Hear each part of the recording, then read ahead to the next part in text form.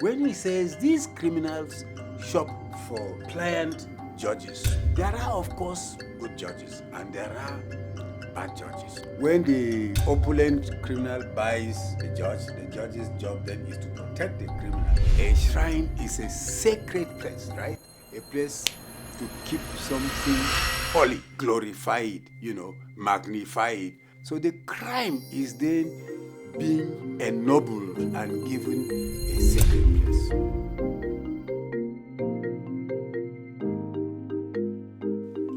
Hello and welcome once again to Dul Johnson's Creative Talks.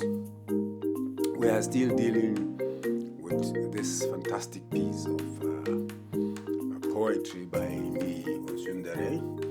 My Lord, tell me where to put your bribe. We are dealing with another stanza in this episode, and I read it and then we move on to. Okay. What we can do is. So I read the poem. It goes: For sale to the highest bidder, interlocutory and perpetual injunctions. Opulent criminals shop for pliant judges. Protect the criminal, enshrine the crime. This is a beautiful, beautiful stanza. Let's go through it again for those who would want, to understand every detail of it. Now, for sale to the highest bidder. What are we talking about here? Since we're dealing with judges and justice, what he's saying is that justice is for sale to the highest bidder. And that's what we've been seeing all through in the poem. I mean, if you are paying so much money that we are looking for where to hide it, of course, you've already bought justice. So when we say for sale to the highest bidder, we're talking about justice that we ought to receive from the judges, right? So that's what the first line says, is to remind you that justice is for sale to the highest bidder. So, of course, the highest bidder means you and I and every ordinary person who is going in search of justice. Right, so the next line says interlocutory and perpetual injunctions.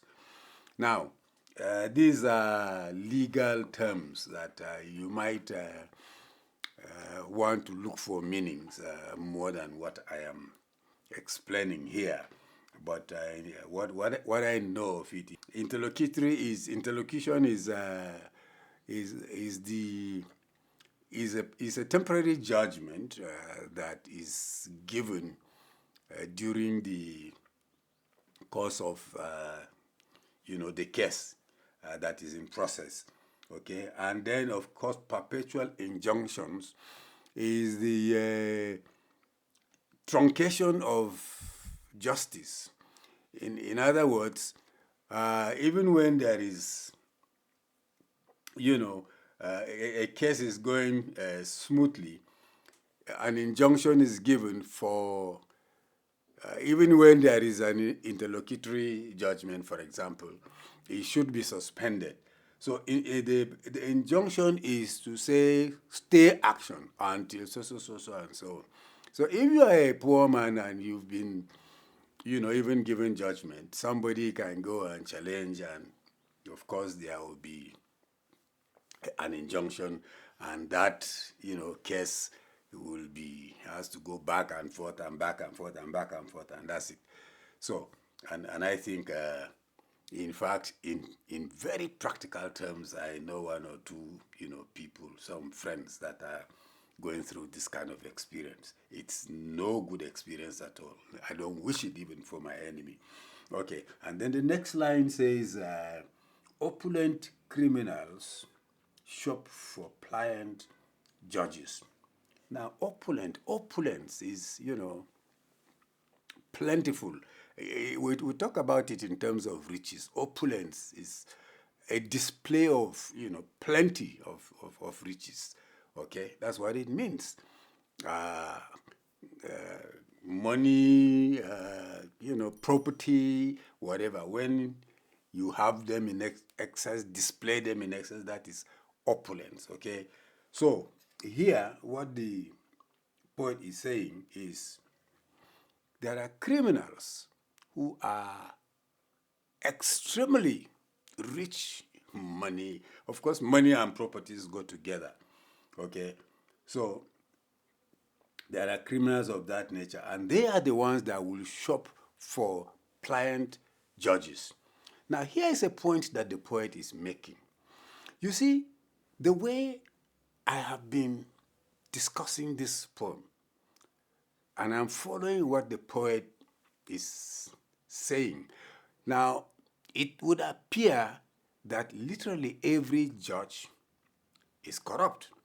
But the poet has said it here clearly that it is not every judge that is corrupt. It is not every lawyer that is corrupt. When he says these criminals shop for pliant judges, a pliant judge, pliance, to be pliant is, in fact, this term is usually used even in terms of metal, right? A metal that can be easily bent is pliant. Now, so we're using it here to talk about people that can be easily bent, that can be easily bought over, people who do not have a resolve of their own, integrity of their own. Those are the kind of judges that now Ni is telling us that there are, of course, good judges and there are bad judges.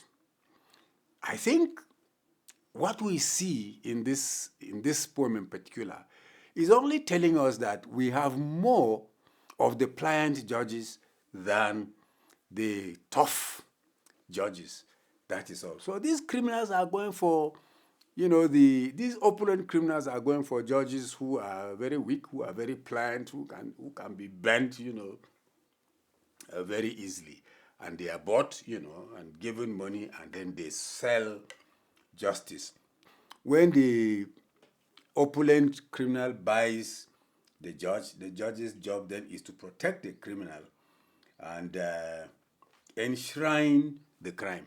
To protect the criminal and to enshrine the crime. Enshrine crime.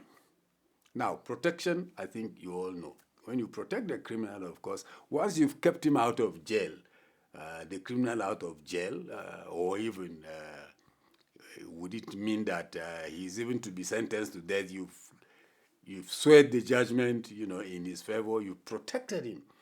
Now, but when you do that, then the poet is saying, and he has used a word that is really, really significant here, to enshrine the crime. Let's think about it. What is a shrine? Well, if you've been brought up all along in this city, you may not even understand in real terms what the word means. But of course, it is a place for sacred and secret objects, right? Or if you want, even subjects. It's the place for the small gods, or, something like that. Okay? So, a shrine is a sacred place, right? A place to keep something holy, so to speak. Okay. So when you enshrine something, you put it in the shrine, and what you are doing with it, therefore, is glorify it, magnify it, whatever words you want to use, is to give it a sacred status. So the crime is then being ennobled and given a sacred place. This is what he is saying, that when you buy a judge and the judge gives you judgment, you the criminal, and you are free, you are protected, what happens is that crime is now made sacred. Okay?